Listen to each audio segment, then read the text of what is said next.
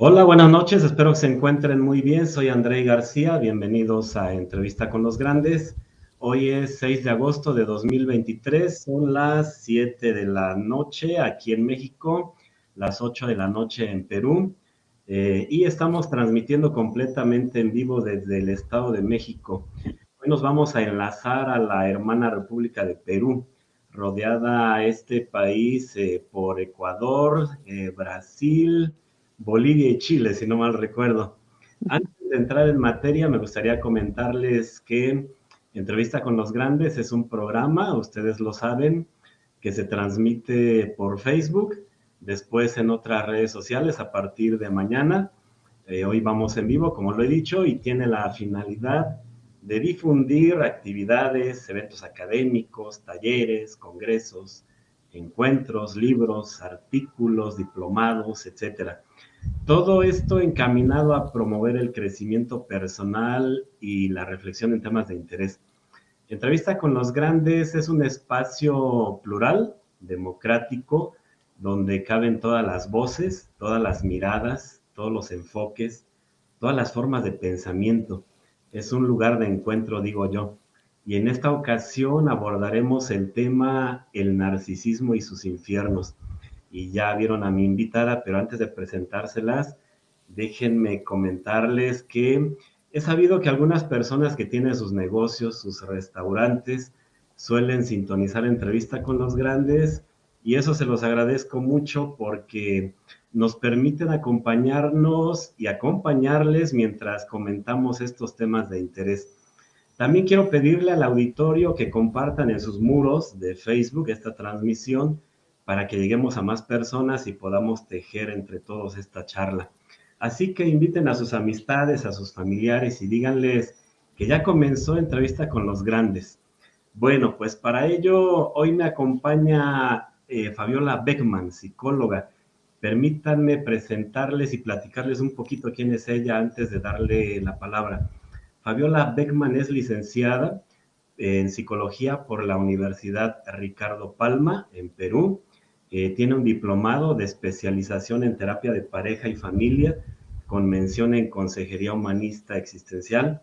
Eh, Tiene por ahí estudios de coaching relacional en la Escuela de Coaching de Covadonga Pérez Lozaña en España, y también tiene la formación en coaching ontológico profesional en la Escuela Internacional de Coaching Ontológico en Neufeld Network. Tiene un taller de locución de alto nivel en formación en locución y conducción en TV, y tiene estudios también en comunicación escénica. Cuando estaba viendo tu currículum, mi estimada Fabiola, veo que tienes también un taller de actuación en el Instituto Charles Chaplin y que has trabajado en varias telenovelas. Sí. Eh, Cito algunas: Torbellino, Girasoles para Lucía, Qué buena raza y Demasiada belleza. En resumen, auditorio, Fabiola Beckman es psicóloga de familia y pareja, es coach transpersonal y relacional y tiene experiencia en atención en violencia de género y también en violencia familiar. Por supuesto que ejerce la práctica privada en su consultorio.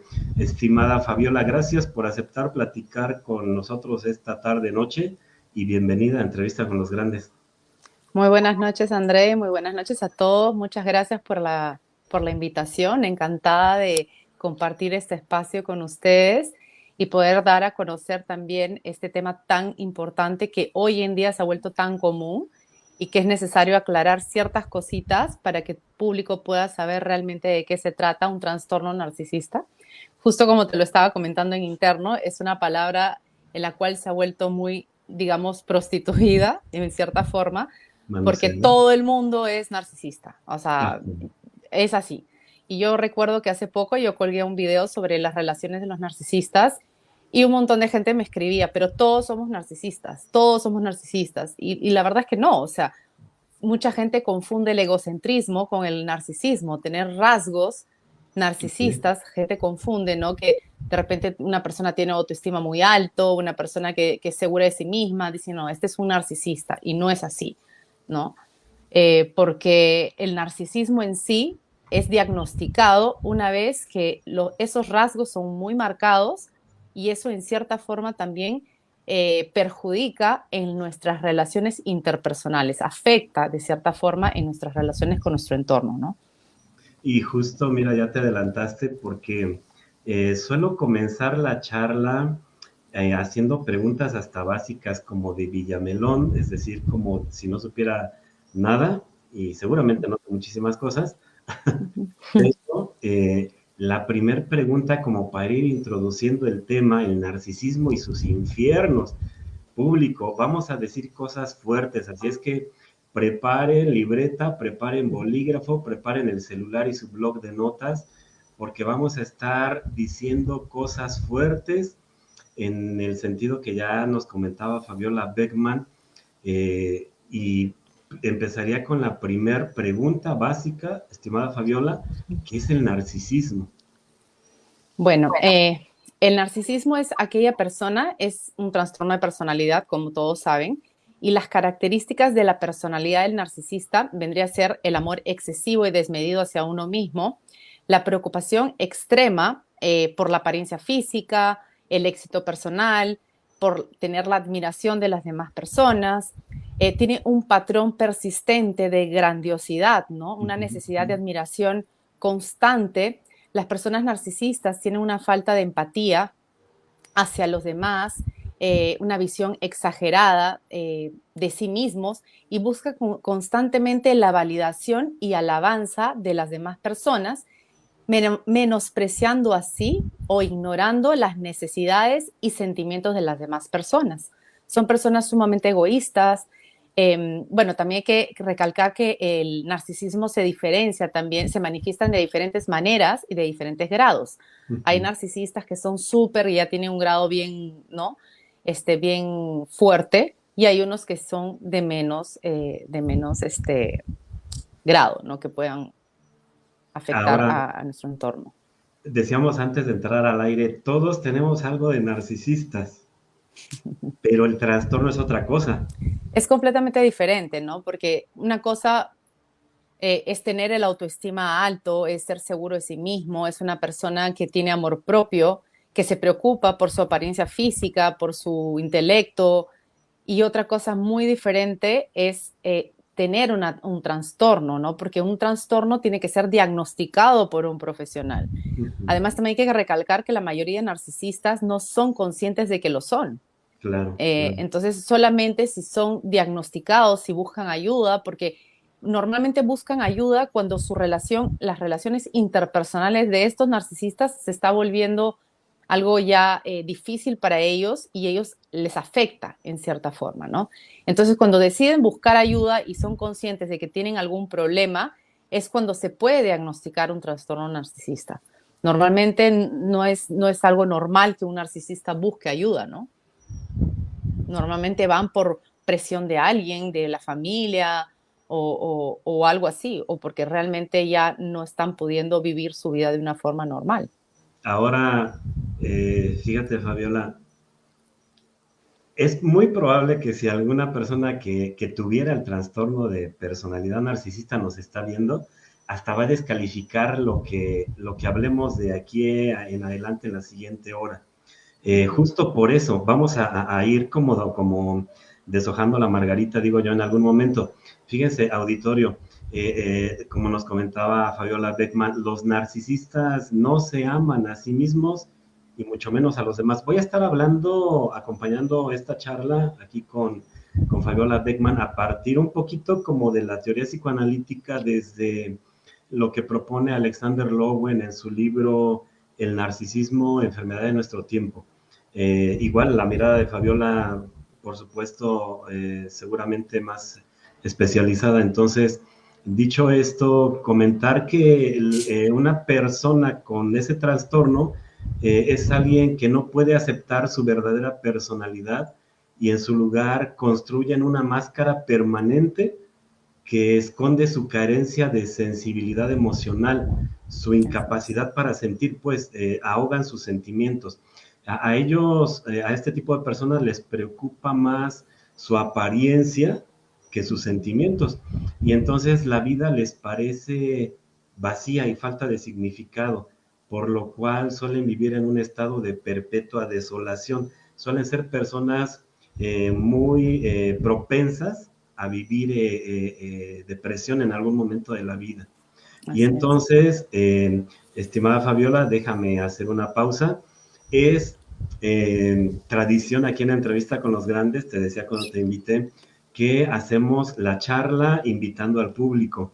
Déjenme pedirles, auditorio, que pues vayan conectándose, que por favor por ahí puedan vincular sus muros con esta transmisión. Estamos transmitiendo completamente en vivo, 6 de agosto, son las 7:11 aquí en México, las 8:11 en Perú, y estoy platicando con la psicóloga Fabiola Beckman sobre el narcisismo y sus infiernos. Déjame leer algunos saludos, estimada Fabiola. Dice Ricky Nahuatl, saludos, maestro André, gracias Ricky. Adelaida Gómez, saludos, buenas tardes, gracias por estarnos acompañando. Cris Pliego, buena tarde, gracias Cris por estarnos acompañando allá en Toluca. Aralí nos dice, ¿cómo puedo alejarme de un narcisista? Ahorita vamos a estar comentando esto, entonces coméntenle por ahí a sus amistades, a sus amigos que ya estamos en vivo, y entonces de esto que nos ha platicado Fabiola Beckman, todos tenemos un poquito de narcisistas, pero esto es muy, muy diferente a vivir con un trastorno de la personalidad narcisista, y entonces por eso le pusimos así, el narcisismo y sus infiernos, porque vamos a ver más adelantito qué sucede cuando vivimos con una persona con este trastorno. Estimada Fabiola, ¿se nace con este trastorno o se adquiere a lo largo de la vida? Bueno, este trastorno se desarrolla a lo largo del tiempo y tiene un origen multifactorial. Es una combinación de factores entre genéticos, biológicos y ambientales, ¿no? En los factores genéticos ha sido demostrado que en cierta forma sí se puede ser heredados en cierta medida el trastorno narcisista, pero no es algo o sea, que es comprobado. Simplemente hay varios estudios que se necesitan más estudios como para confirmar esto, pero sí se dicen que sí se puede ser heredados. El factor biológico, hay diferencias también, es lo mismo, se necesitan más estudios, pero también hay un grado que han comprobado que hay diferencias en las estructuras y función del cerebro, ¿no?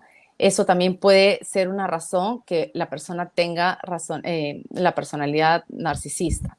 Y los factores ambientales es la crianza y las experiencias de vida que los niños tienen. Cuando los niños crecen con un entorno donde se sobrevaloran constantemente y se les enseña que son especiales, que son únicos, que son superiores a los demás, estos niños tienen más tendencia a desarrollar una personalidad de trastorno narcisista, ¿no? Y bueno, como les digo, también el trastorno se diagnostica en la edad adulta. ¿Por qué? Porque estas características de la personalidad se van a desarrollar más que todo y se hacen evidentes a medida que la persona va creciendo y madurando. Entonces, es ahí donde podemos realmente ver, sí podemos ver niños que puedan tener rasgos narcisistas, pero son rasgos, no quieren decir que no son narcisistas, ¿no? Porque eso se va aprendiendo con el tiempo. Entonces, si vemos a un niño que tiene ciertos patrones, por ejemplo, que tiene falta de empatía, que tiene ese amor desmedurado por ellos mismos, que no les importa los sentimientos de los demás para lograr lo que quieren, ahí un papá al darse cuenta de eso tiene que buscar la ayuda al niño y tratar de evitar que esto llegue a algo mayor, porque cuando son adultos es el problema, pues, ¿no? Ahora, cuando te pregunto, ¿se nace con este trastorno o se adquiere a lo largo de la vida? Ya nos dice Fabiola cuál es desde su mirada la situación. Y yo digo, las charlas que hemos tenido público en este 2023 seguramente se van a seguir fortaleciendo, desarrollando con otros colegas, con otras miradas. Por ejemplo, ahora que publicamos esta charla, Fabiola, me decía una amiga psiquiatra, me gustaría dar mi punto de vista desde la psiquiatría. Eso sería muy interesante. Claro. Entonces, en algunos meses vamos a escuchar otras miradas, porque así como tuvimos hace un mes el tema con el doctor Armando Quiroz Adame sobre el tema de pareja, vienen otros colegas también desde otros enfoques a dar su punto de vista, y eso nos va enriqueciendo, por supuesto. Claro que sí. Desde este enfoque que yo decía un tanto orientado al psicoanálisis, eh, tratando de ampliar un poquito lo que comentas, Fabiola, se dice, por ejemplo, que esta perspectiva que pone el acento en el fracaso evolutivo lleva implícita la idea de que hay una carencia que bloquea el desarrollo normal, y entonces para algunos autores lo más importante es la idea de que el narcisismo es el resultado de una distorsión en el desarrollo. Hay Así que es, averiguar qué le hicieron los padres al niño o a la niña, así es. en lugar de simplemente buscar qué es lo que no le hicieron. Es decir, en algún otro momento voy a dejar colgada esta idea Ujú, para platicar, por ejemplo, de el síndrome de la madre muerta que propone André Green, y digo, lo voy ujú, a dejar ahí colgadito porque es otra mirada que nos ujú, explica por qué una persona deviene narcisista. Cuando ujú. hicimos el promocional de esta entrevista, yo decía en algún momento por ahí en junio que se conmemora el día de las víctimas que sobreviven una persona con este trastorno. Yo decía lo siguiente, Fabiola, eh, todos los asesinos seriales han sido narcisistas. No quiere decir que todos los narcisistas terminen Claro que siendo sí, asesinos, así pero es. sí hay un espectro que nos invita a tener cuidado. Entonces, invitar en este momento al auditorio que nos formulen alguna pregunta. Ya dejó Aralí por ahí una, ahorita la contestamos. Que nos escriban de qué parte de la República Mexicana, o si en el Perú también nos están siguiendo, que nos escriban de qué parte. Nos dice por aquí Angie Acosta, buenas tardes, pendiente de la plática, muchas gracias Angie. Georgina Vidal nos dice saludos, buenas tardes, gracias por estarnos acompañando. Y entonces, entrando un poquito en materia, estimada Fabiola, ¿cuáles podríamos decir que son las características de una persona narcisista? Bueno, las características, como yo les había dicho anteriormente, hay diferentes tipos de narcisismo, pues, ¿no? Entonces, hay, por ejemplo, la grandiosidad, esa necesidad de esa visión inflada de sí mismos, ¿no? Se sobreestiman demasiado, ellos se creen especiales, únicos y superiores a los demás. Tienen esta necesidad de admiración constante para poder mantener su autoestima, ¿no? La falta de empatía también, ellos carecen de sensibilidad, de preocupación genuina por los demás y por los sentimientos y las necesidades de otras personas, incluyendo de sus parejas, ¿no? También una característica que ellos tienen es la explotación de los demás. Ellos se aprovechan de las personas para tener beneficios personales y sin mostrar remordimientos o culpa, ¿no? Es correcto.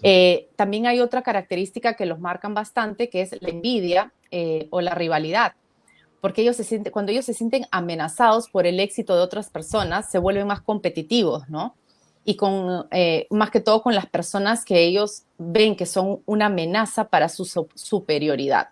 Entonces, esa necesidad de ellos, de ese ego inflado que ellos tienen, los ayuda a competir en el medio con otras personas que se puedan sentir amenazados, ¿no?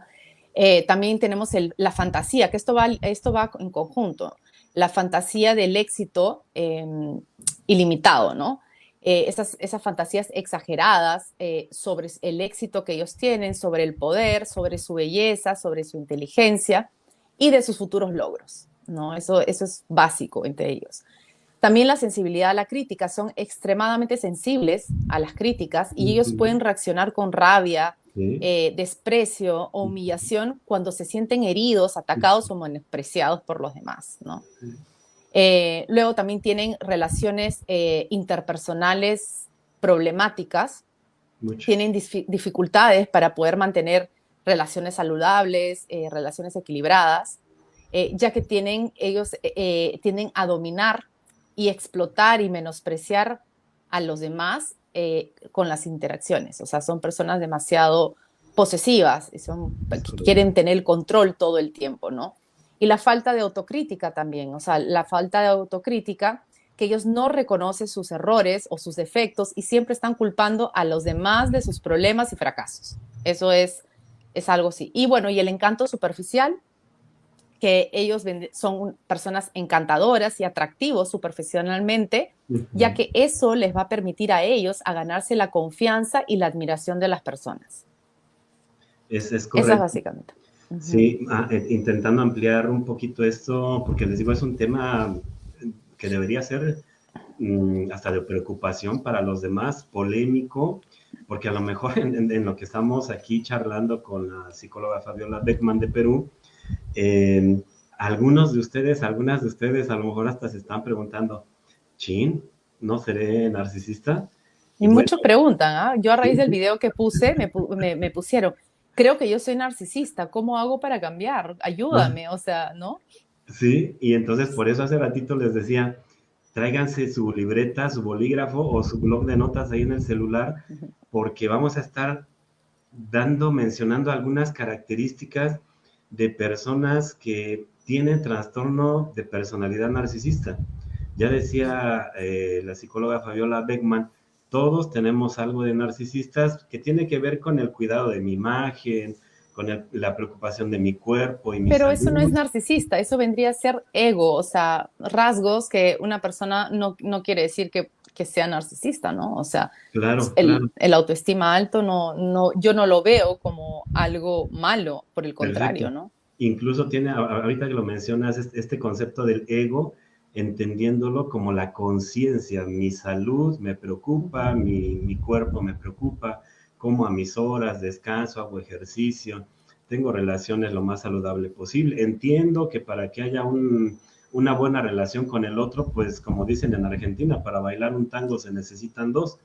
Y eso es diferente al trastorno que hoy estamos comenzando a nadar en estas aguas que se van a volver profundas, créanme, de aquí en algunos meses. Y entonces, decía yo, intentando ampliar un poquito lo que ya nos comentaba Fabiola, cuáles son las características de una persona con este trastorno, yo les diría, funcionan más como máquinas que como personas. Así Es es. decir, a los narcisistas se les reconoce por su falta de humanidad.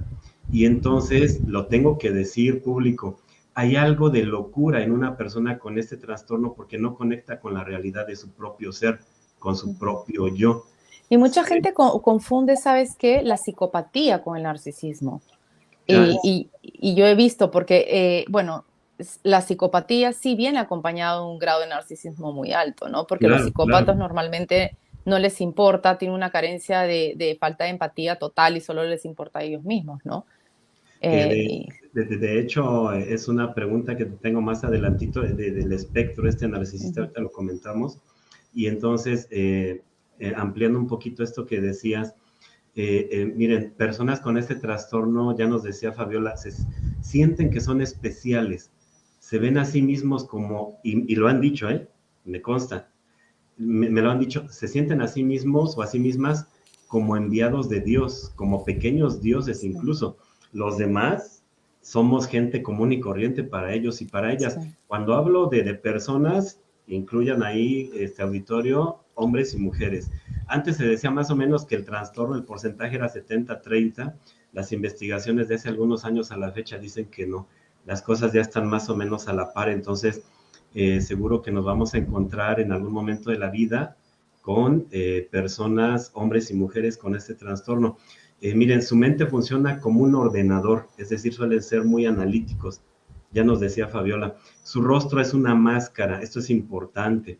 No saben reír, es decir, una persona que tú le cuentas un chiste suelta la carcajada o desde pequeñitos suelen tener esa sonrisa. Una persona con este trastorno no. Incluso cuando le dices, bueno, pero sonríe, ¿no? Y hacen una mueca como de solo un lado. Uh-huh. Yo sé que ahorita, sí, o más adelante en otras redes sociales, cuando alguien que vea esta entrevista y es una persona con ese trastorno, incluso va a poner cuidado en eso, porque ellos son así. Son, yo decía hace un momento, no saben reír, es decir, sus facciones más bien son imitaciones. Su apariencia personal es una fachada. Son insensibles, es decir, no tienen sentimientos. Suelen tener alguna adicción porque a través de ella intentan escapar del dolor, de su impotencia, de su frustración, ojo, de sus heridas de la infancia. Yo suelo decir, Fabiola, son como maniquís vivos y eso es muy cansado porque al intentar tener la apariencia personal perfecta todo el tiempo, es muy cansado para ellos y Sí, ellas, ¿no? es desgastador, por supuesto, Exacto, es es desgastador. desgastante. Así es. Permíteme leer aquí algunos saludos que está haciendo la gente. Nos dice Lucero González, hola, buenas tardes. También hay familias narcisistas, papá, mamá, hermanos. Ahorita lo contestamos, Lucero. Cris Pliego nos dice, un narcisista puede causar daños permanentes en las personas Sí, con las que se relaciona. Sí, por supuesto, sí. Cris, ahorita te comento. Sara Romero nos dice, saludos a todos. Gracias, Sara. ¿Te parece, Fabiola, si vamos intentando contestar aquí las preguntas que nos Sí, hacen? ¿Cómo puedo, claro. dice aquí Aralí, ¿cómo puedo alejarme de un narcisista? Por favor, Aralí, vamos a dejar tu pregunta casi al último, pero si se me olvida la vuelves a escribir, ¿va? Te comento al final por qué.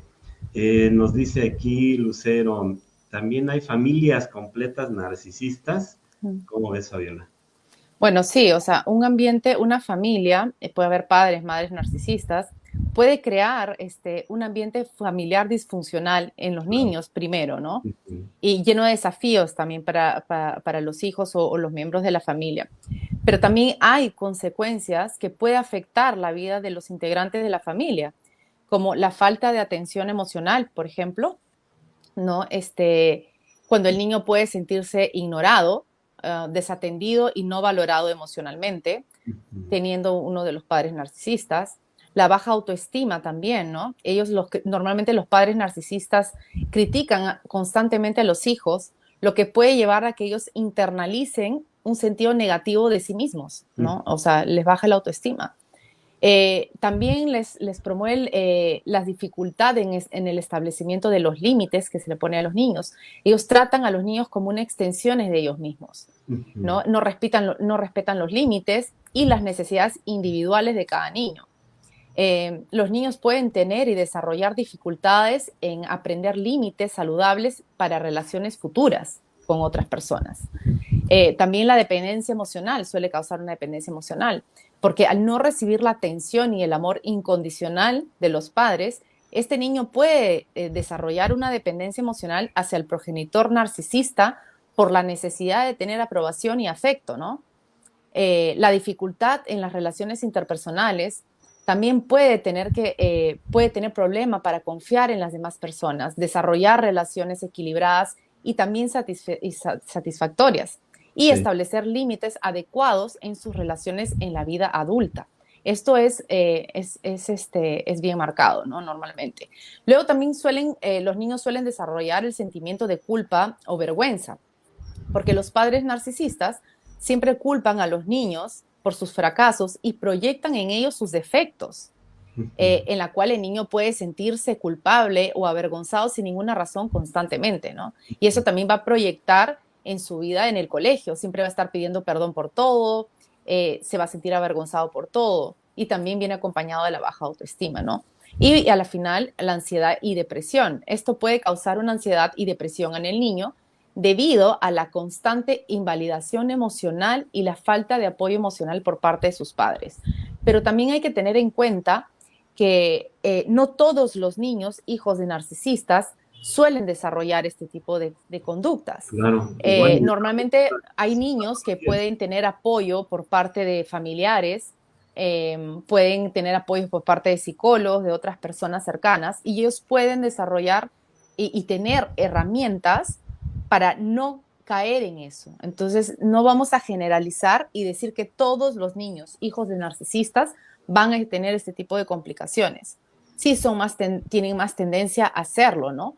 Pero también hay que tener en cuenta que, y tú también como psicólogo sabes, las necesidades básicas de Maslow, la pirámide de Maslow, que todo el mundo conoce de las necesidades básicas, eh, que cuando uno carece por ejemplo, las necesidades fisiológicas, ¿no? Biológicas, de el pertenecer a algo, el amor, el afecto, todo eso, cuando nosotros carecemos eso de niños, nunca llegamos a la autorrealización personal. Entonces, ¿qué vamos a hacer? Vamos a buscar eso afuera, lo que no hemos tenido de niños. Por eso hay muchas personas que, o mujeres que se casan con hombres muy viejos porque tienen el daddy issues, ¿no? Porque ven en su padre proyectado, ven lo que le ha faltado, de repente el reconocimiento, pertenecer a una familia. Entonces, cuando uno carece de esas cosas en la infancia, normalmente uno busca eso afuera, en terceras personas, y eso es el desgaste emocional que siempre va a tener una persona, porque nunca va a encontrar lo que necesita, siempre se va a sentir vacío porque la familia es fundamental para el desarrollo de un niño y para que una persona también pueda llegar a la edad adulta como en esa realización personal, ¿no? Entonces, eso sí hay que tener en cuenta que todos los factores que yo he mencionado se pueden dar, sí, pero también hay personas que sí pueden lograr tener otras formas de lidiar con eso, ¿no? Ahora, fíjate, Lucero González, se nos adelantó una pregunta, justo la tenía aquí en mis notas, Fabiola, por ejemplo, ¿qué sucede cuando tenemos un padre o una madre narcisista? Ya no lo sé, ya lo explicaste. Y yo Uh decía, -huh, ¿cuáles serían las implicaciones para el niño o la niña? Ya lo comentaste muy bien. uh -huh. Y entonces, en algún momento alguien más me decía, ¿qué podemos aprender acerca de lo que caracteriza al trastorno narcisista? Yo digo, el rasgo más importante es la ausencia de sentimientos.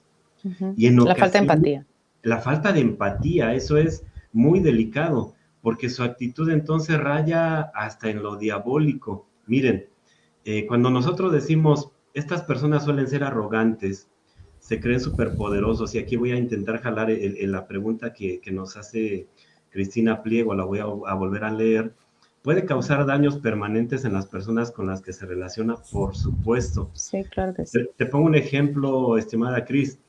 Oscar Wilde escribe el retrato de Dorian Gray, y entonces se considera esta novela como un ejemplo cumbre del trastorno de personalidad narcisista, donde Dorian Gray contrata a un pintor, le pide Uh que -huh. haga un retrato de él, y entonces, algo así como el efecto Pigmalión, Dorian Gray se paraba frente al retrato y le decía, ¿cómo me encantaría que el que envejecieras fueras tú y no yo? Y entonces lo dice frecuentemente y se le concede. Y con el tiempo Dorian Gray empieza a ver que el retrato empieza a envejecer y él no. Y por ahí una actriz se enamora perdidamente de él como buen narcisista, por supuesto, la desprecia, y ella termina quitándose la vida. Ese es un ejemplo, Cris. Otro ejemplo, justo el mito de Narciso. Y entonces, en este mito, eh, hay un par de versiones, pero hay una versión muy interesante, por ejemplo, desde la versión grecolatina, donde nos dice, se trata de una historia en la que el orgulloso e insensible Narciso es castigado por los dioses por haber rechazado a sus pretendientes hombres y mujeres. Uh -huh. Entonces, ¿en qué consiste? En que una ocasión Narciso sale a cazar al bosque ciervos, y Eco, que es una, se me fue el nombre ahorita, ahorita recuerdo, ahorita les digo quién era Eco. Eco fue castigada por Hera, una ninfa, ya lo recuerdo. Y entonces esta ninfa Eco es castigada por Hera porque Eco justo envolvía a Hera con sus historias mientras Zeus se iba de coquetón, ¿no? Lo voy a poner así. Y entonces cuando Hera se da cuenta, castiga a la ninfa Eco de manera que solo pudiera repetir las últimas palabras con sus interlocutores. Y entonces cuando Narciso la conoce, Eco le dice, intenta decirle su gran amor por él, y él arrogante la desprecia, y dice el mito, Eco se va a una cueva y entonces de tristeza muere, y lo único que queda es su voz, el Uh -huh. eco. Y entonces los dioses se dan cuenta y le quieren dar una lección a Narciso, y es así que es castigado por la diosa Némesis de que al ver su reflejo se enamorara de sí mismo, y entonces cuando él se ve en el agua, queda embelesado con esa belleza. Y entonces hay dos versiones por ahí de su muerte, que al intentar besar ese reflejo, cae y muere ahogado, y entonces en el agua, por eso a partir de entonces nacen en el agua los narcisos. Y otra versión es que muere de inanición, porque tanto tiempo se pasa él viendo esa imagen que no come y no bebe, y entonces es así como muere. Pero ya nos dice entonces la mitología que justo estas personas al ser tan arrogantes, tan faltas de sensibilidad, por supuesto que hacen daño a sus hijos, a sus hijas, a sus parejas, y a veces son daños que la víctima, por eso le llaman la o el sobreviviente a este tipo de relaciones, debe hacer un trabajo interno bastante interesante, profundo, para poder levantarse de una circunstancia como esta, Cris. Ok, y entonces esto, fíjate, estimada Fabiola, lo que hace el público aquí es que nos van un poquito con sus preguntas acompañando y hasta obligando a sacar recursos, ¿no? Y entonces, mira, por ejemplo, nos dice aquí Gregorio Rivera, saludos y buenas noches a todos. Gracias, Goyito, un abrazo. Nos pregunta, ¿pueden mejorar su conducta estos tipos de personas y cómo hacerlo? Ahorita respondemos esto. Araceli Florín nos dice, saludos, excelente tema, muchas gracias por estarnos acompañando. Te decía, Fabiola, ya nos ayudaron a poner sobre la mesa cuáles serían las implicaciones de tener un padre o una madre narcisista. Y yo dije hace unos minutos, voy a dejar colgado el tema del síndrome de la madre muerta para más adelante. Pregunto, Fabiola, ¿cómo es un jefe de trabajo narcisista? Y ahorita vamos a la pareja, Cris, todavía no terminamos. ¿Cómo es un jefe de trabajo narcisista?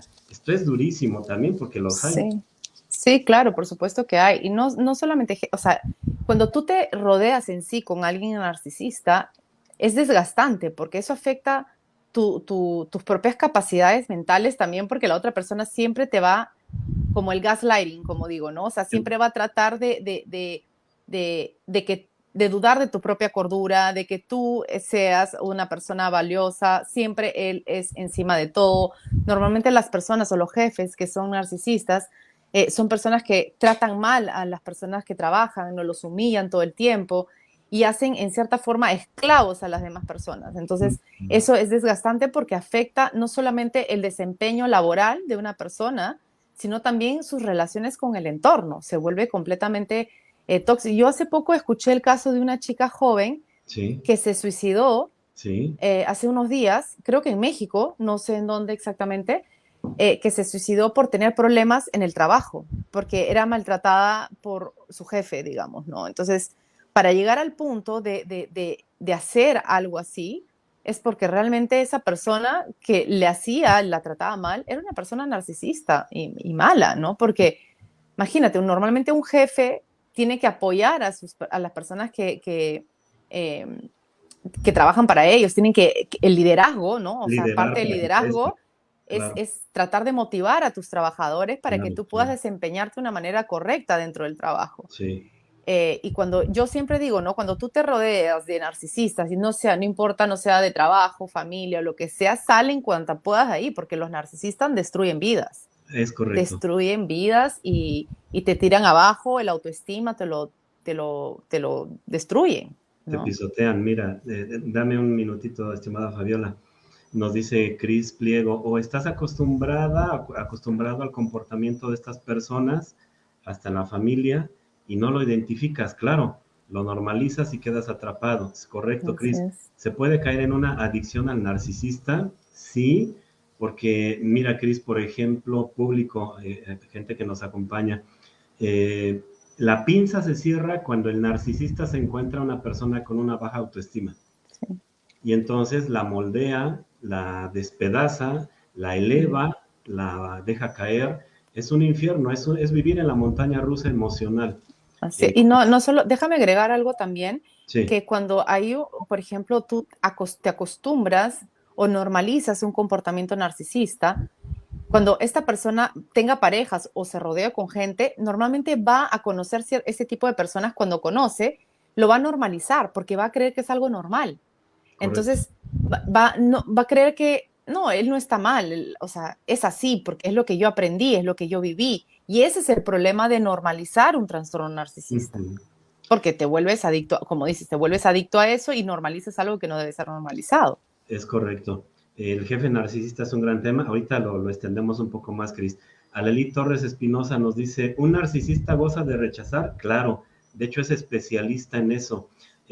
Mira, algunos autores dicen incluso que una persona con ese trastorno es como una araña. Hay tipos de arañas que la hembra se come al macho y hay etapas del trastorno de personalidad narcisista en la pareja.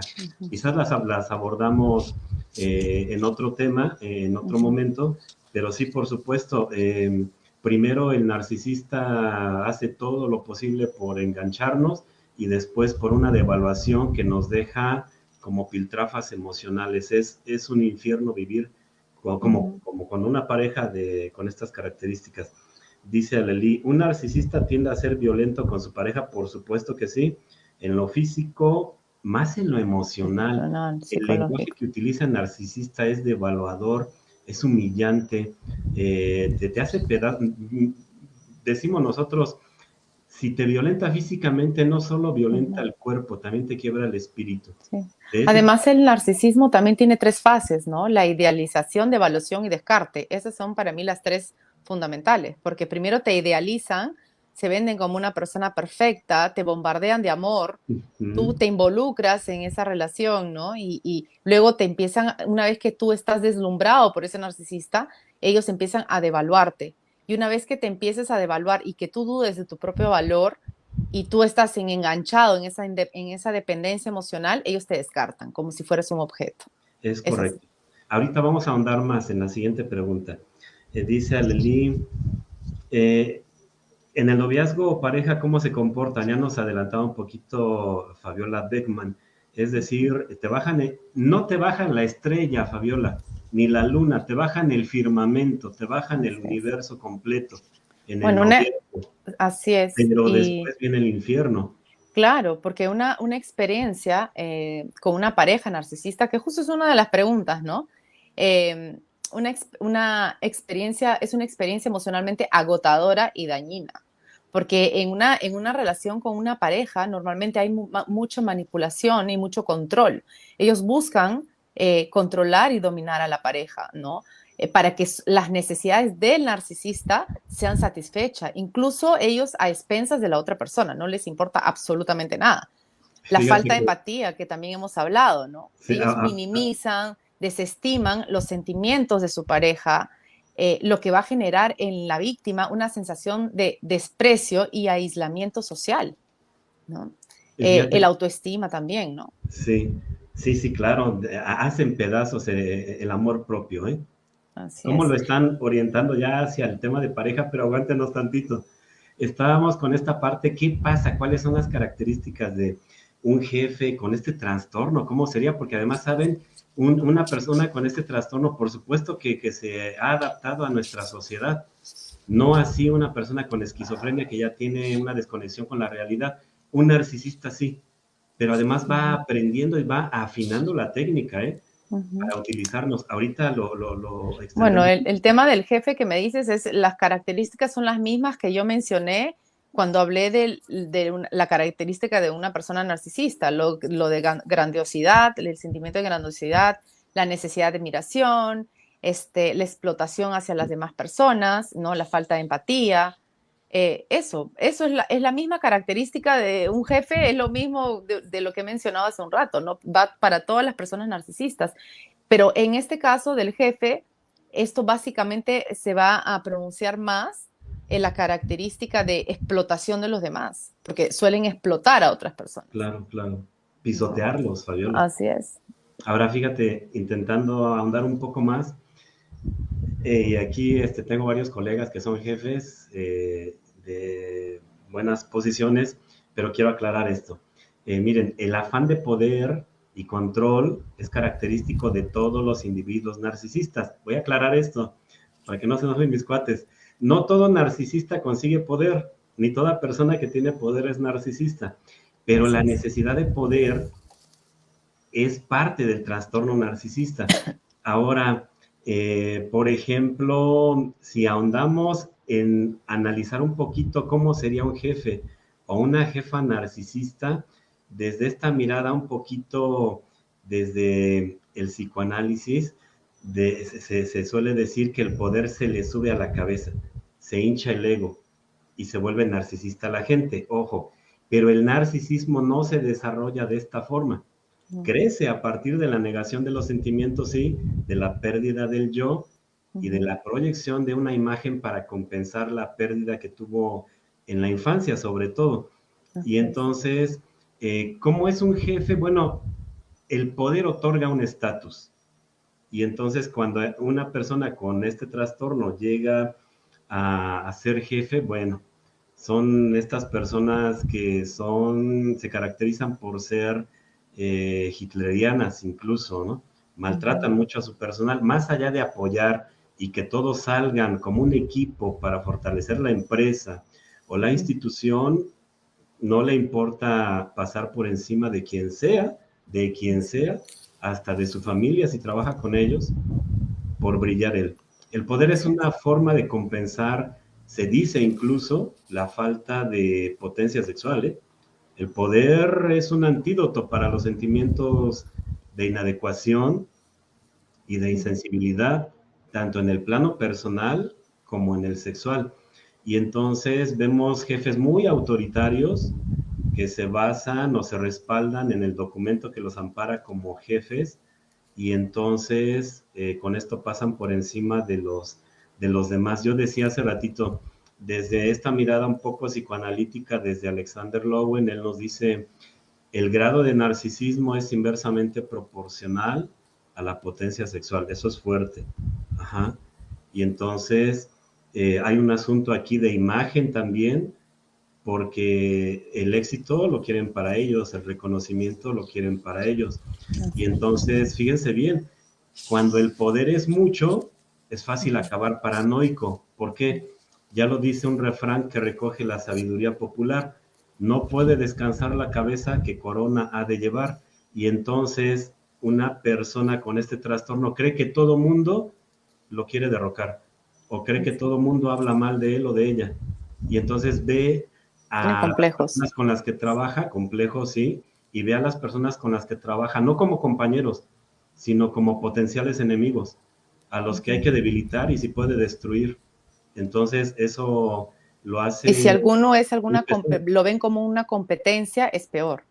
Sí, claro, Se claro. sienten amenazados, así es. Entonces, por ahí como el tema de un jefe con ese trastorno. Ahora sí, vamos a entrar en materia de esto que ya les vemos ahí con estas preguntas. Estimada Fabiola, ¿qué sucede cuando tengo una pareja narcisista?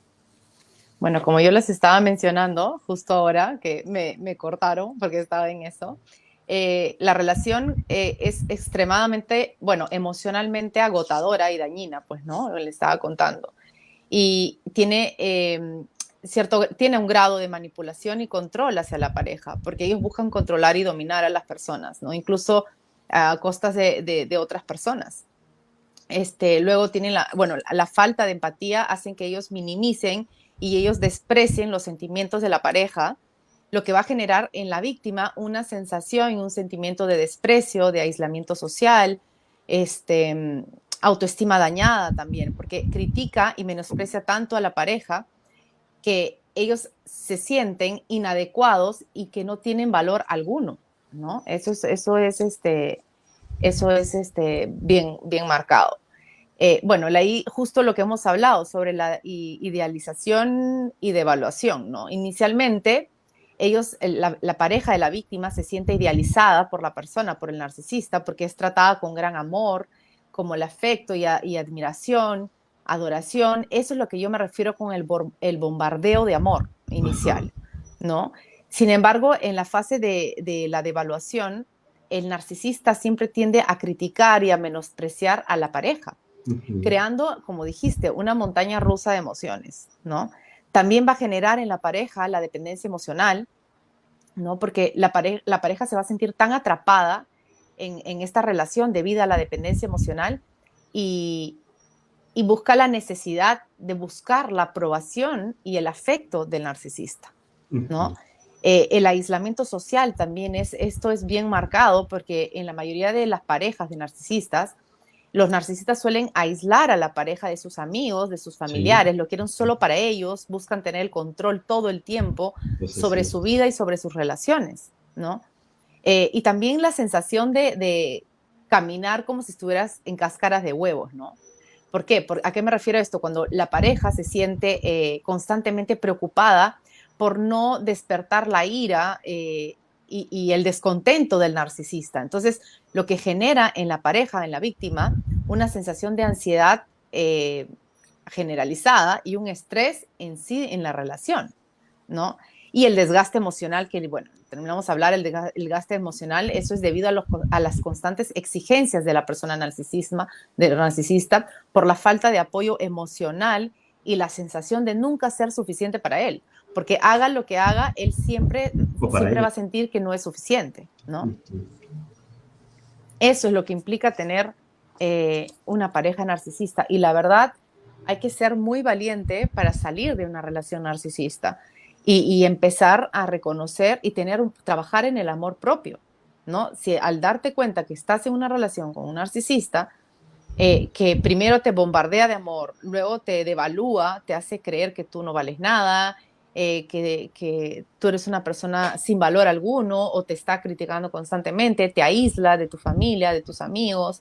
Eso es una banderita roja bien marcada y hay que salir de ahí. Por más que tú ames a una persona, yo siempre digo, tú no puedes amar a alguien si tú no te amas a ti mismo.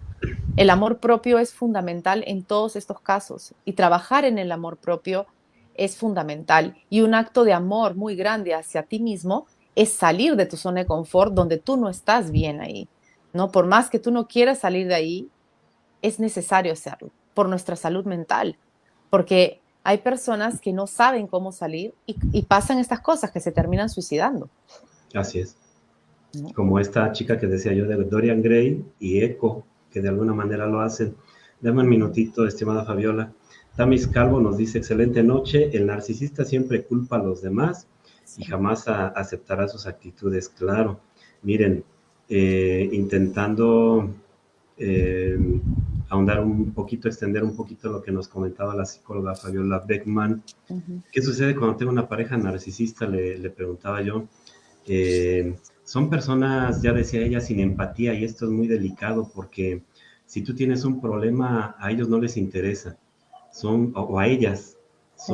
son personas frías, son personas torpes para demostrar sus sentimientos. Decía yo hace rato, de hecho, imitan a sus exparejas, a su pareja, son camaleónicos o camaleónicas, digo yo, son amos del disfraz, Uh-huh. utilizan a su pareja, son vengativos, vengativas, son calculadores. Uh-huh. Una chica en el norte de aquí de México, Fabiola, los describe, las describe como cyborgs, es decir, como robots, es decir, fríos, insensibles. Uh-huh. Yo digo algo más duro quizás, son como reptiles, no tienen sentimientos, juegan, son infieles siempre, son desleales, suelen ser impulsivos o personas impulsivas, Uh-huh. perversas. Ya decías tú, usan a la gente y la desechan cuando ya no les son útiles. Esto que voy a decir también es fuerte, pero es una realidad. Si lloran, no lo hacen porque sientan culpa de algo Es que por les esté manipulación. pasando, o enojo por lo que les esté pasando. Lloran porque las cosas no salieron como ellos o ellas lo planearon. Así Y es. entonces analizan lo que falló y lo mejoran para aplicártela después o en la Uh-huh. siguiente relación de pareja. Uh-huh. Van incluso de la rabia irracional a la sensiblería fingida, ¿eh? Lo Así es. subrayo. Si alguien se le sale de control. Y entonces, cuando los desenmascaras, O incluso, yo suelo decir, a veces no solo le quitas la máscara, a veces los descubres o las descubres y viene el disfraz completo. Y entonces cuidado, porque pueden sentir una rabia asesina que pueden ejercer de maneras cobardes. Así es. ¿Qué más?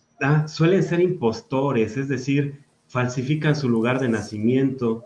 Si viven en una colonia que ellos consideran de poca valía o inferior, son capaces de rentar un departamento en la ciudad y cambian su dirección para que su fachada sea otra. Promueven que vienen de una familia acomodada y entonces esto nos dice que son personas sin escrúpulos y además no sienten culpa, ¿eh?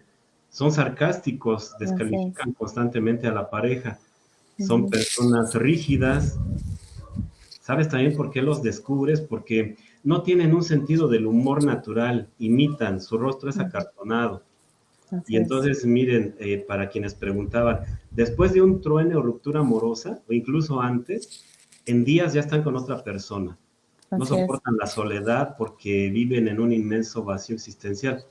Estas personas tienen sexo, no hacen el amor, porque no saben lo que es.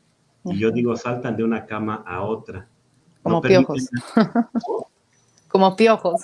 sí, sí, sí, no permiten la intimidad porque eso los pone vulnerables. Y entonces el sexo deviene en mero acto mecánico entre cuerpos, lo voy a dejar así en plural. Y yo digo, no respetan su cuerpo, por lo tanto no lo van a hacer con el de los demás. En esa promiscuidad sexual no sienten culpa, ¿eh? Ni vergüenza, ni amor. Ok. Antes de entrar al aire, me decía la psicóloga Fabiola Beckman del Perú que en unos minutitos tiene una sesión de psicoterapia, entonces le dije voy a ser cuidadoso con los tiempos y quedan como varias preguntas para el tintero, estimada Fabiola, para otra charla si me lo permites.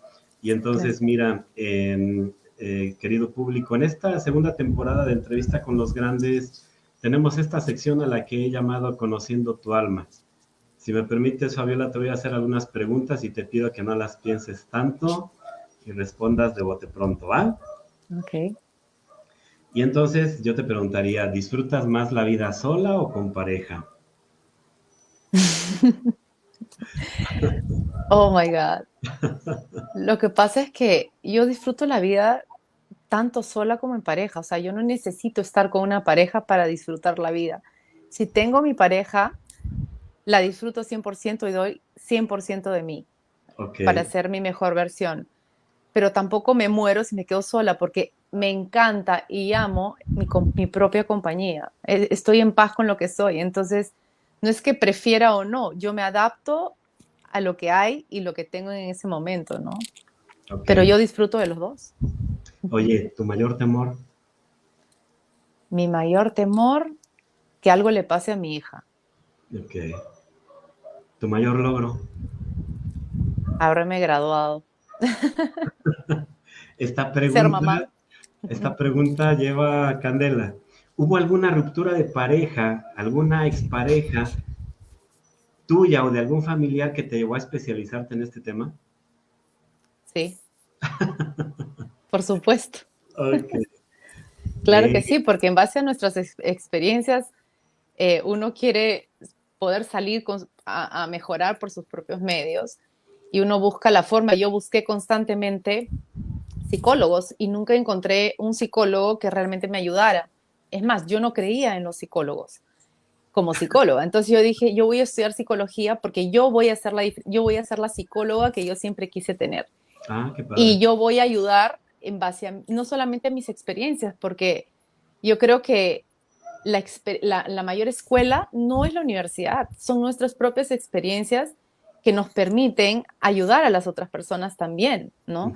La universidad te da la teoría, pero lo que te da la experiencia es la vida, Claro. ¿no? ¿Qué te gustaría dejar como legado? ¿Cómo me gustaría dejar como legado? ¿Qué te gustaría? Me gustaría que la gente que sea más humana. O sea, eso es la idea de, de, de tratar de que las personas empiecen a creer en sí mismas, a amarse a sí mismos, que no sean tan egoístas, que no sean tan manipuladores. O sea, la sociedad de hoy en día a mí me tiene un poco asqueada. Y yo digo, mientras más conozco al ser humano, más me gustan los animales y más enamorada de mi perro estoy. Oye, De verdad. ¿cómo te gustaría que te recordaran? Como una mujer luchadora que logró alcanzar sus metas y sus sueños. Ok. ¿Algo que quieras comentar, Fabiola, y no te haya preguntado? No, ahorita no me viene nada a la cabeza, Se nos quedaron pero varias preguntas en el tintero y ojalá podamos tener otra charla. Tus así redes es. sociales, ¿cómo te encuentran las personas en redes sociales? Bueno, en mi Instagram estoy, justo acabo de cambiar mi Instagram porque lo estoy modificando, estoy creando una página nueva. Estoy como Mente y Alma Psicología, Mente, Alma, Psicología. Eh, en Facebook estoy como psicóloga Fabiola Beckman. Y en TikTok les recomiendo que visiten mi página de TikTok. Eh, Estoy como psicología, coach y vida, todo junto. Ahí tengo varios videos interesantes, la gente siempre interactúa ahí también. He hecho varios lives, y tengo un contenido muy bonito ahí en mis cuentas de TikTok, así que los invito a que vayan para allá. Y bueno, Ok, y si les interesa, tengo también el canal de Telegram, que también está como Psicología, Coach y Vida. ok. Dice Aleli Torres, gracias Fabiola y André, excelentes aportaciones. Se nos fue rapidísimo la hora. Tiene un compromiso Fabiola en Perú ahorita. Y entonces yo diría, Fabiola, muchas gracias. Te agradezco tu confianza en este espacio. Está abierto para ti siempre. No te vayas de Muchas la sala, gracias. permíteme tantito. Decirles a Gracias. quienes nos hicieron el favor de acompañarnos que el crecimiento personal a veces no es un largo río tranquilo. A veces hay choques, interpretaciones, tanteos, rupturas, iluminaciones, exclusiones, rápidos, pero con acercamientos a temas como el de hoy me parece que puede ser más terso. Amigos, me encuentran en mis redes sociales como Andrei García Oficial. Si les gustó esta charla, denle like y compartan. Les mando un fuerte abrazo. Nos vemos en un mes con otra entrevista aquí, con otra personalidad y que tengan un excelente mes. Muchas gracias. Hasta Muchas pronto. gracias. Buenas noches. Gracias.